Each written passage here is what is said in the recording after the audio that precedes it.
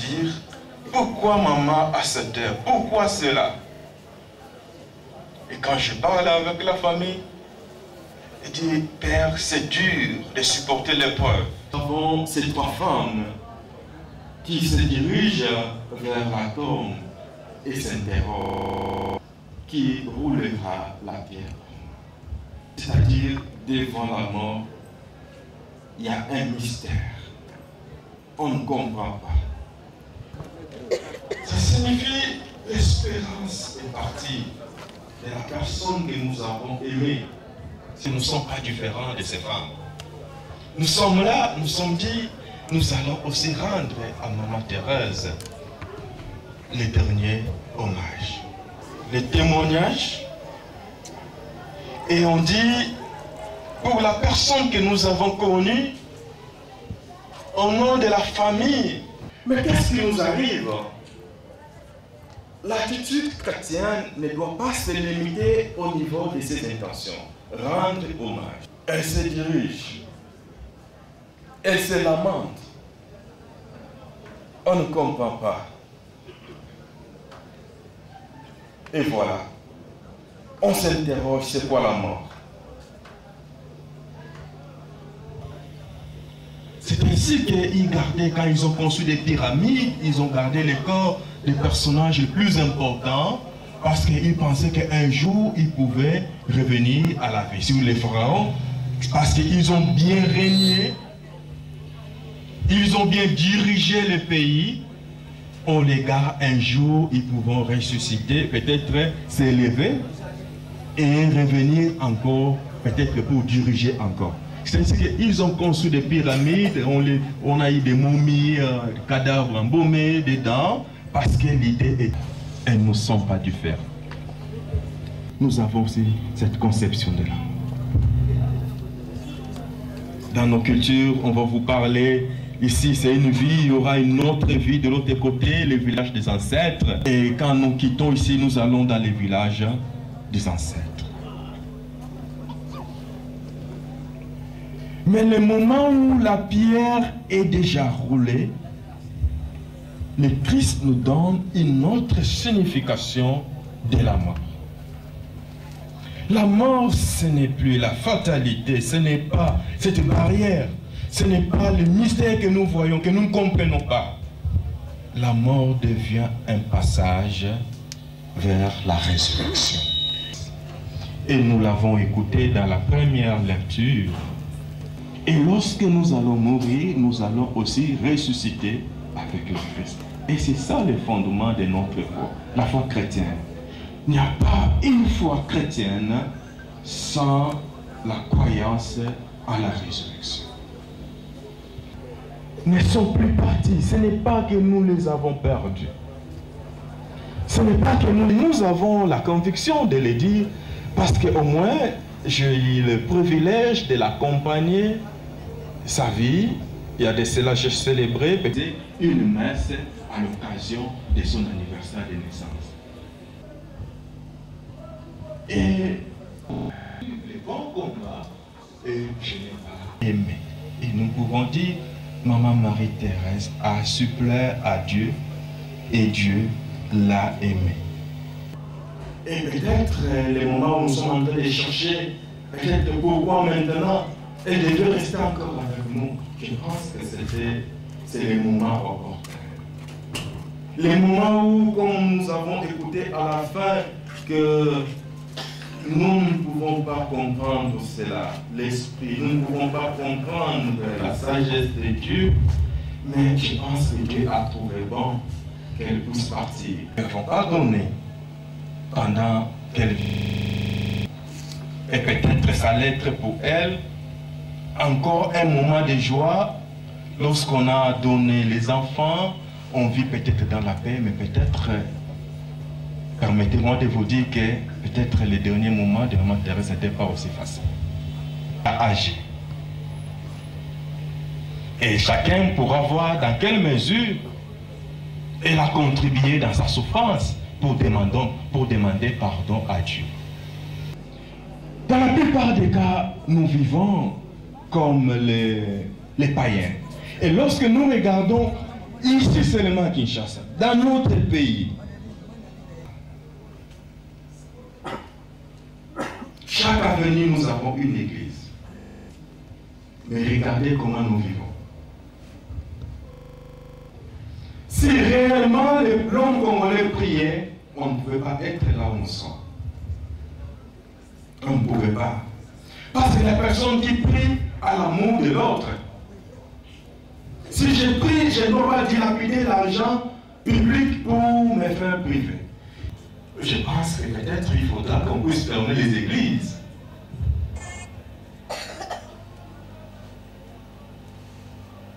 Il faudra qu'on ferme les églises. Parce que nous avons beaucoup d'églises, mais nous n'avons pas la foi. Et j'ai réfléchi souvent des moments où nous parlons des embouteillages dans notre vie.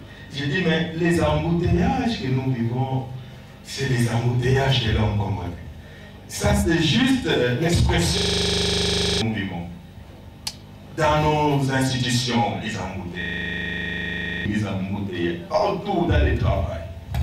Et pourquoi il y a les embouteillages? Chacun veut être premier, ce n'est pas une mauvaise chose.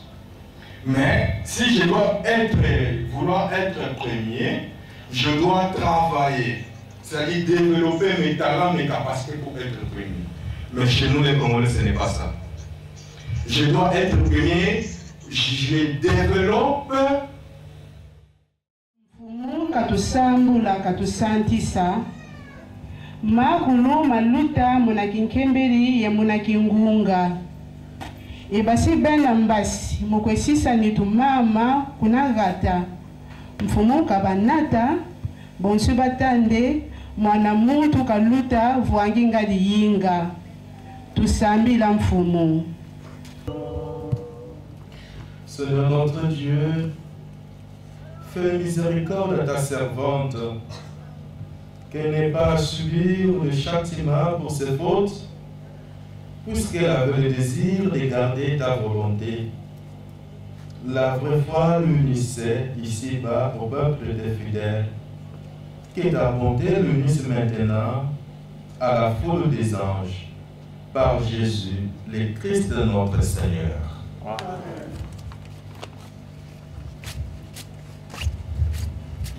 À présent, nous passons aux offrandes. Il y a des paniers qui circulaient déjà et qui continuent à circuler. Que chacun donne selon son bon cœur.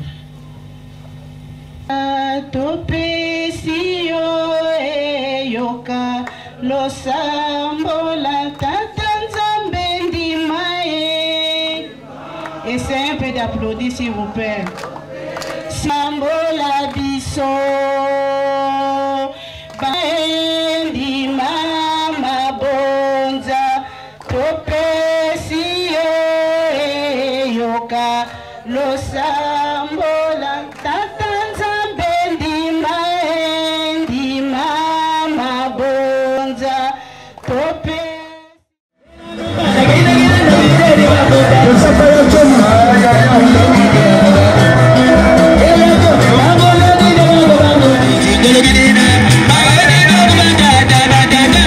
Hey,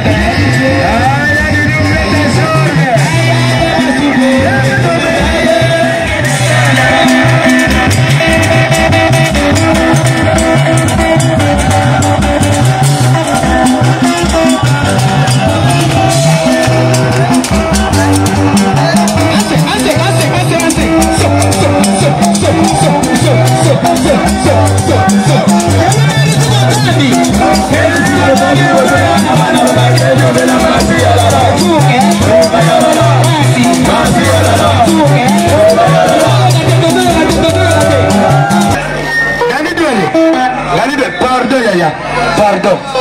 Nabiri sabana comme ça natika tout.